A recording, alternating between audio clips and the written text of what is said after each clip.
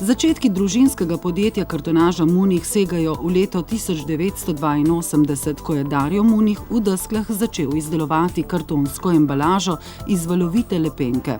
Povpraševanje je narekovalo razširitev dejavnosti, tako da so z nabavo novih strojev začeli še z izdelovanjem kaširane in tiskane embalaže.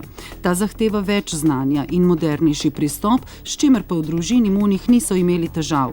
Naslednje širjenje in modernizacija proizvodnje je sledila leta 1996, ko je začelo primanjkovati prostora in podjetje kartonaža Munih je proizvodnjo preselilo v Kanal ob Soči. Danes ima podjetje 6 zaposlenih, ki so se sposobni prilagajati vedno večjim zahtevam trga. Proizvodnjo so še posodobili z nakupom novega tiskalnega in lepilnega stroja leta 2006. Tako so povečali proizvodnjo, v kateri lahko izdelujejo izdelke najvišje možne kakovosti.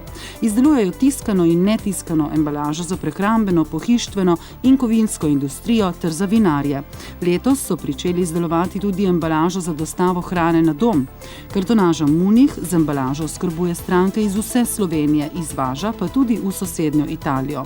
V kartonaži Munih znajo ugoditi željam strank, pa tudi svetovati. Dolgoletne izkušnje in moderno opremljeno proizvodnje dopuščata, da ustrežejo tudi najbolj zahtevnim strankam.